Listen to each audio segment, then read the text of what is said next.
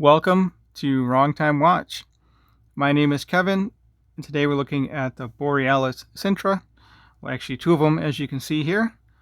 This is the light blue dial, and they also offer a silver dial, which looks very close to this, but I'm convinced this is the light blue, but my wife tells me it's silver. So anyway, let's look at the red dial. I called this maroon, but Borealis calls this a red dial. Very cool looking watches with the lyre lugs here. Broad arrow hands, very Omega like. And as you can see, they have a date at 6 o'clock. They also offer some without date. Those look more like a Railmaster, and these look more like an Aquaterra. So yeah, very cool looking watches. I really like the texture on the dial of these. You can see it better, easier on this blue dial. Really reminds me of a Grand Seiko Skyflake. Kind of snowflake-like as well, but more so like the Skyflake due to the blue color.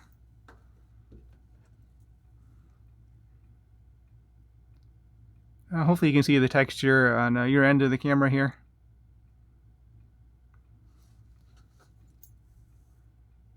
I really like this blue dial. It'd be neat if the date wheel was a little more color matched. But being a micro brand, I can understand why they wouldn't color match the date wheel. So these both have the Miyota 9015 movement, and the no date version has the Miyota 90S5, which is the no date version of the 9015 movement. And I think there's 8 different variations of these watches, and I think 3 or 4 of them are sold out already. So I'll leave a link in the description to both of these watches. Both of these still appear to be available for the pre-order. And the way the pre-order works is I rounded it up to $250, but I think it's $249.50 you pay up front, and then when the watch is ready to ship, you pay the other half of that, so $250, and also you would pay for shipping. I think last time I ordered a watch from Borealis, shipping was about $15-20, somewhere around there. So you're probably looking at about $520 all in. I think it's worth it. This is a nice looking watch, has a good movement, nice finishing, premium feeling bracelet on this watch. That's just some plastic on the clasp here. 4 micro brushed and polished surfaces. This portion is milled with solid links. They all have screw pins, solid end links. So these are prototypes, and they have male end links. So a male end link is when this center portion is protruding out. A female is when this goes up and in. So this will have female end links, which is great. It'll make the actual lug-to-lug, the lug-to-lug of the case, the overall lug-to-lug while on a bracelet. Very comfortable watch to wear. I really like the style of bracelet. Actually, with the Rolex watches, the presidential bracelet is my favorite. I never owned one. I think I've seen one in person. I was able to handle a solid gold day date. That's a very cool looking watch. Maybe I'll have one day, but MSRP on those are $40,000. But anyway, back to this watch with the Omega Lake styling with the lyre lugs here. So you have a mixture of brushed and polished surfaces. That chamfer is polished, and then it's brushed on the inside here. Very cool looking watch. And this is actually thicker than what I realized. Thickness on this watch I measured at 12.6. The website says it's 12.95, but it looks thinner than that. Actually here, my SKX is a 13 millimeter thick watch. So very deceiving here with how thin this mid case is, and then you have some thickness from the crystal. So these are 316L stainless steel, double dome, thick sapphire crystal. We call this a domed sapphire crystal. It does have some dome there. Hopefully you can see that. AR coating applied to the underside. It does have a premium looking and feeling bracelet. So this is called a luxury field watch on the Borealis website, and it does look and feel like a luxury field watch. So I'll say that's a good description.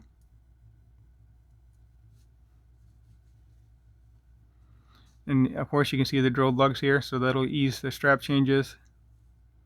But you do have some cutouts in here as well to remove those spring bars.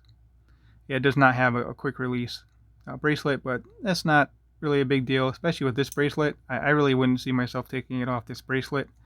As I mentioned in the unboxing video, I did order one of these watches for myself. I ordered the Random Rob limited edition. It's a little more money, and it's just a plain white dial, but you know, I had to do it, so I went with the Random Rob version.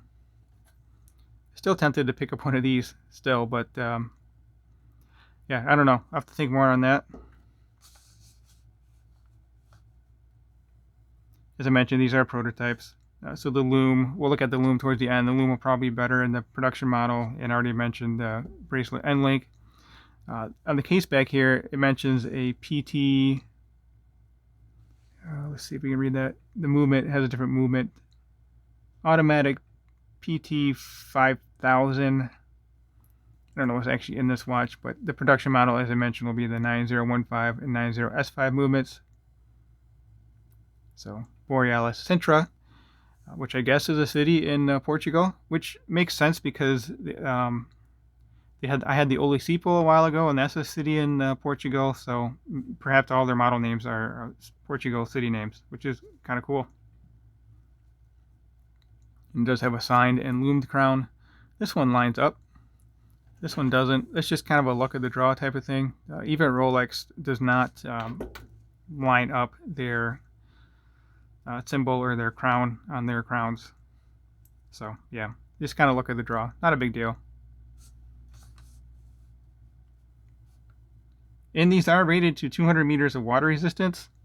Personally, I'd rather have it be a little bit thinner in 100 meters, but 200 meters is nice too. And one thing I kind of messed up a little bit is when I was trying to size this bracelet, I initially thought these were split pins because it has the arrows here. And these are very small. And if you look at this side, it looks like it's a split pin, but these are actually screws. These are screws. So when you size the bracelet, get a... Actually, in all my video descriptions, I link this screwdriver and the little bit thicker one, but 1.2 millimeter flathead screwdriver, slotted screwdriver, work just fine for these. So here's the links right here.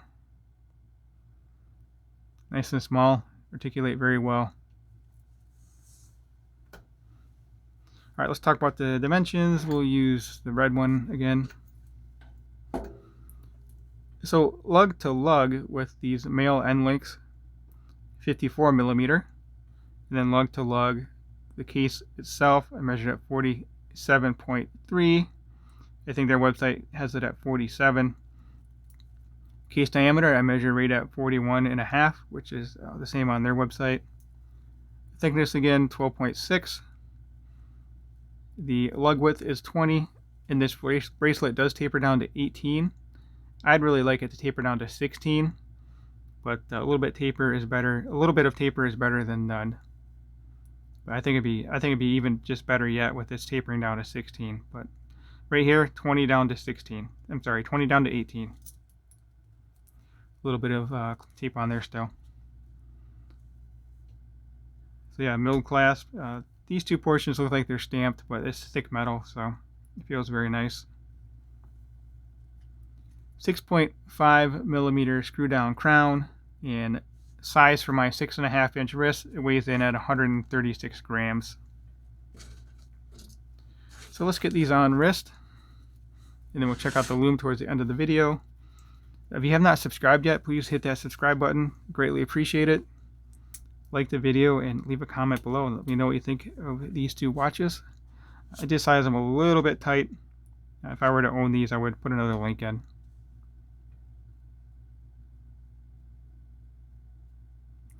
It almost looks brown, really.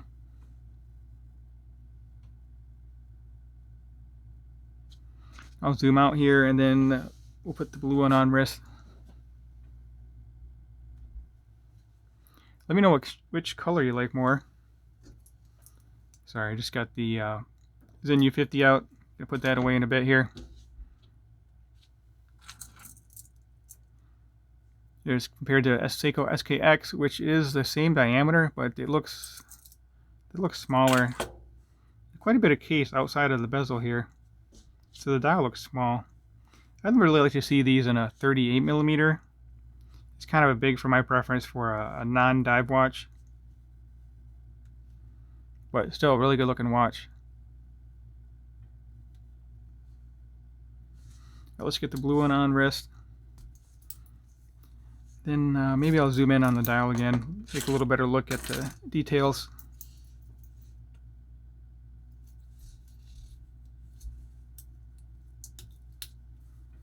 Really like this bracelet.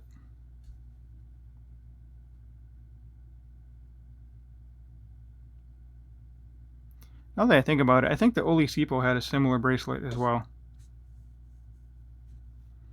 But it'll be even better with the female end links. It'll fit much better.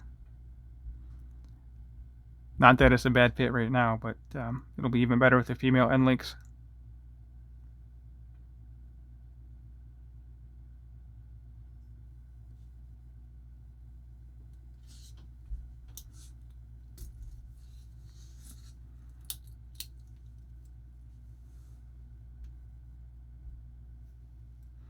So these are applied indices, and also this is BGW9 Lume.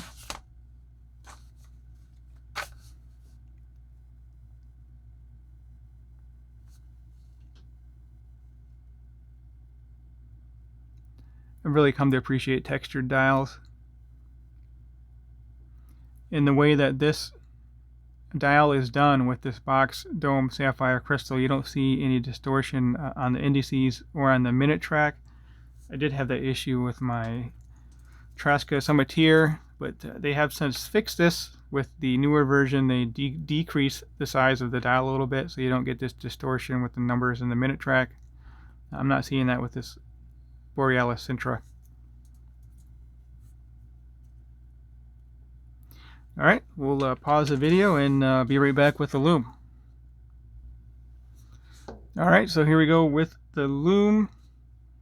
Lume's, it's not all that great compared to the SKX, but you know, it's good enough for me for a field watch or a kind of a dressy watch like this. I don't really care for the Lume. I really don't care about Lume so much. It's not so high on my priority list, but it's not too bad. So that will conclude today's video. As always, thank you for taking the time, and thank you for watching.